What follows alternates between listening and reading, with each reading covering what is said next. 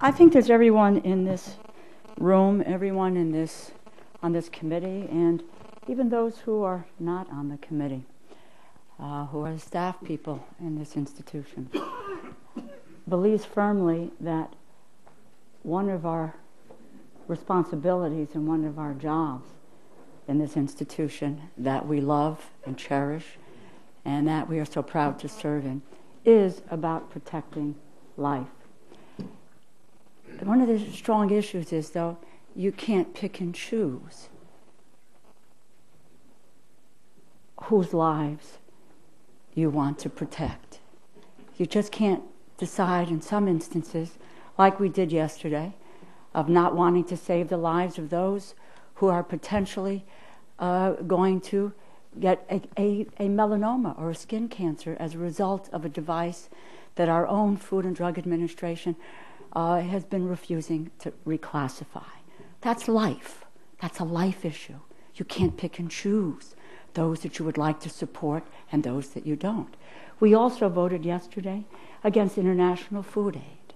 And we have direct information, we have direct studies that show us that if you do not, and we do not, as the United States, support international food aid in the way that we should, millions of people will die.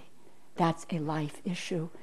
We can't pick and choose the issues that we want to label as life issues. I rise in opposition to the amendment. It seeks to ensure that new multi-state health plans that will be established under the ACA do not cover abortion. There are long-standing prohibitions on the use of any federal funds for abortion care throughout public law and our appropriations bills. The health care reform bill contains elaborate provisions to make sure that no federal funds are used for abortion. Narrow circumstances, this is the exception, federal funding would be permitted by the Hyde Amendment. The Affordable Care Act, for those who choose to read it carefully, allows states to choose to prohibit any abortion coverage in all policies sold on their exchanges.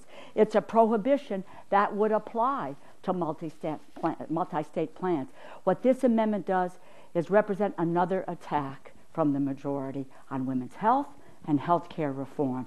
You know, the cornerstone of health care reform was to ensure that all Americans have access to quality, affordable health care. That's health care services for women, it's screening and counseling for domestic violence, screening for cervical cancer, counseling for sexually transmitted infections, and access to contraception.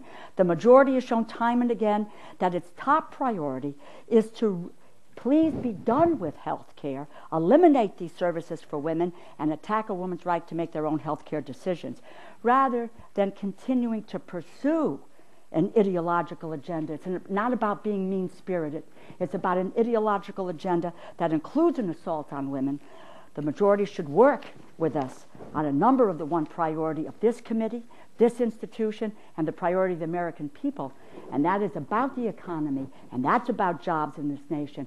And let us begin here to trust women, to value women, and to respect the decisions that they make for themselves and their families. I urge my colleagues to reject this amendment.